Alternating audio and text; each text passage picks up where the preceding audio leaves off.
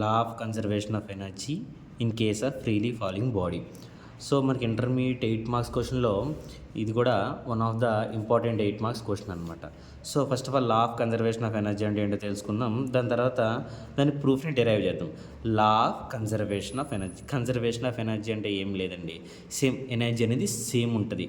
Energy can neither be created nor be destroyed, but it can be convert from one form to another form. Energy యూనివర్స్లో energy అనేది కొత్తగా ఏమీ పుట్టదు. So ఓకేనా, ఉన్న ఎనర్జీని ఇంకో ఎనర్జీ కింద మార్చుకోవటం, మనం వర్క్ చేసుకోవడం. ఏదైనా ఒక ఎనర్జీని ఇంకో ఎనర్జీకి మార్చుకోవడం తప్ప ఉన్న ఎనర్జీని నాశనం చేయలేము, కొత్త ఎనర్జీని మళ్ళీ పుట్టించలేము. ఫర్ ఎగ్జాంపుల్, మనం స్విచ్ ఆన్ చేసాం అనుకోండి, అది ఎలక్ట్రికల్ ఎనర్జీ, ఫ్యాన్ తిరుగుతూ ఉంటుంది. సో అది మెకానికల్ ఎనర్జీ, ఫ్యాన్ తిరగడం అనేది మెకానికల్ ఎనర్జీ. ఎలక్ట్రికల్ ఎనర్జీ అనేది మెకానికల్ ఎనర్జీ కింద కన్వర్ట్ అయింది, అంతే తప్ప మెకానికల్ ఎనర్జీ అనేది కొత్తగా ఏం పుట్టలేదు. ఓకే, సో ఎలక్ట్రికల్ ఎనర్జీ అనేది ఏమి చనిపోలేదు. So electrical energy mechanical energy కింద కన్వర్ట్ అయింది. ఫర్ ఎగ్జాంపుల్, మనం ఫుడ్ తింటాం, మన ఫుడ్ లోపల కింద కెమికల్ కింద మారింది. Chemical energies converted into heat energy, మన బాడీలో హీట్ ఎనర్జీ అనేది జనరేట్ అవుతుంది. సో అట్లా ఏ ఎనర్జీ అయినా అంతే. బైక్లో పెట్రోల్ పోస్తాం, కెమికల్ ఎనర్జీ, బైక్ రన్ అవుతుంది, mechanical energy. So energy can neither be created, energy అనేది క్రియేట్ చేయలేము, నార్ బి డిస్ట్రాయిడ్, అలానే అంతం చేయలేము. But it can convert from one form to another form, ఒక ఫామ్ నుంచి ఇంకో ఫామ్కి కన్వర్ట్ అయింది. Total energy remains constant. యూనివర్స్లో టోటల్ ఎనర్జీ అనేది కాన్స్టెంట్ అయిపోద్ది. సో ఇది స్టేట్మెంట్. దీన్ని ప్రూవ్ చేయడానికి మనం ఒక కేసు అనేది తీసుకుని దాని ప్రకారం మనం ప్రూవ్ చేసుకుంటూ వద్దాం అన్నమాట. First of all, freely falling body అనే ఒక కేసు తీసుకుంటే, ఒక బాడీని కొంత హైట్ నుంచి అలా డ్రాప్ చేసేస్తే అది ఫస్ట్ తీసుకున్న పొజిషన్ దగ్గర ఎంత ఎనర్జీ ఉంటుంది, మధ్యలో ఎంత ఎనర్జీ ఉంటుంది, ఫైనల్గా ఎంత ఎనర్జీ ఉంటుంది అనేది మనం చూసుకుంటే, ఈ మూడింటి దగ్గర ఎనర్జీ మనం డెరైవ్ చేసినప్పుడు సేమ్ వస్తే టోటల్ ఎనర్జీ అనేది కాన్స్టెంట్ అనేది మనం చెప్తాం అనమాట.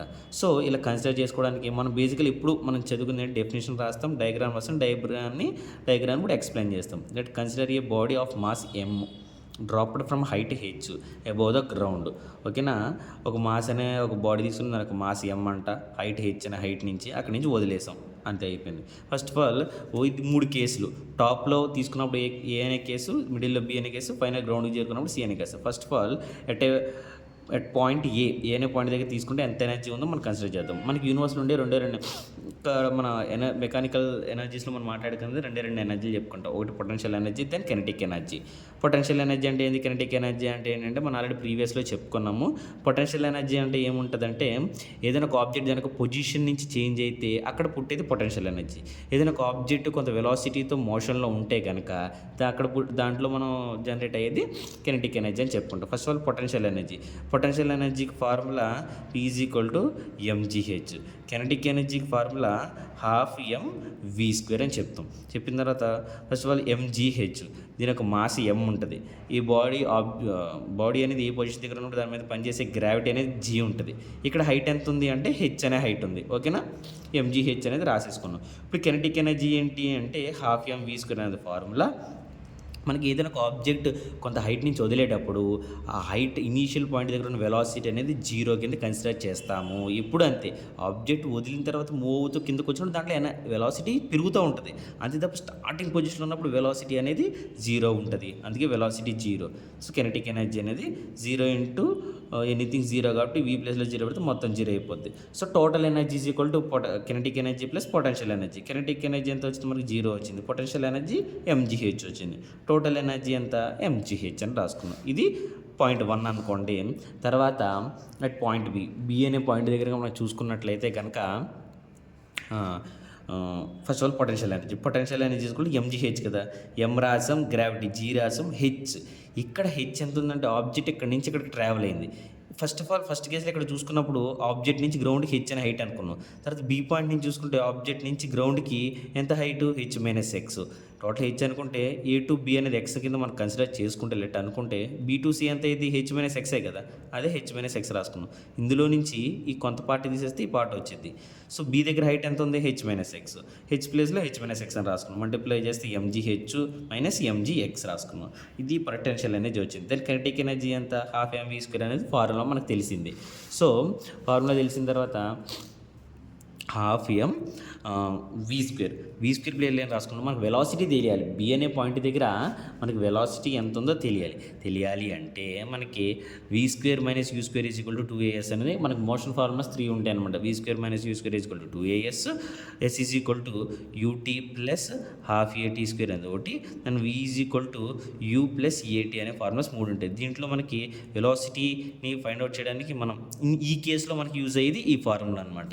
V square minus U square is equal to 2as, మనకి యూ అనేది ఇనీషియల్ వెలాసిటీ 0 అని మనకు తెలిసిందే. తర్వాత acceleration is equal to g అని రాసుకుంటాం. తర్వాత s is equal to x అని రాసుకుంటాం అనమాట. అంటే ఎస్ అనేది ఎక్స్ అని ఎందుకు రాసుకున్నారు అంటే కనుక ఇక్కడ చూసుకొని మనం ఎంత డిస్ప్లేస్మెంట్ ట్రావెల్ చేసింది, ఎక్స్ అనే డిస్ప్లేస్మెంట్ ట్రావెల్ చేసింది. సో అందుకే ఇక్కడ డిస్ప్లేస్మెంట్ అనేది మనం ఎక్స్ కింద కన్సిడర్ చేస్తాం. ఓకేనా. సో ఈ ఫార్ములా సబ్స్టిట్యూట్ చేస్తే వి ప్లేస్లో వి స్క్వేర్ అని రాసుకున్నాం, యూ ప్లేస్లో 0 రాసుకున్నాం, 2 యాక్సలరేషన్ అంటే జీ, డిస్ప్లేస్మెంట్ అంటే ఎక్స్ అనే డిస్ప్లేస్మెంట్ ట్రావెల్ చేసింది కాబట్టి ఎక్స్. సో వి స్క్వేర్ ప్లేస్లో 2gx అని రాసుకున్నాం. 2 క్యాన్సిల్ అయిపోతే mgx మిగిలింది. Kinetic energy equal to mgx. Total energy అంటే ఏంటి మనకి potential energy plus kinetic energy కదా. పొటెన్షియల్ ఎనర్జీ ఎంత వచ్చింది మనకి ప్రీవియస్ స్టెప్లో mgh మైనస్ mgx వచ్చింది. సో ఇక్కడ కూడా అంతే, mgh minus mgx plus kinetic energy mgx వచ్చింది. ఒక mgx క్యాన్సిల్ అయిపోతే ఫైనల్గా mgh అనేది మిగిలింది. ఇది సెకండ్ ఈక్వేషన్ అనుకుందాం. సో రెండు కేసుల్లో mgh వచ్చింది. ఫస్ట్ కేసులో mgh వచ్చింది, సెకండ్ కేసులో కూడా mgh వచ్చింది.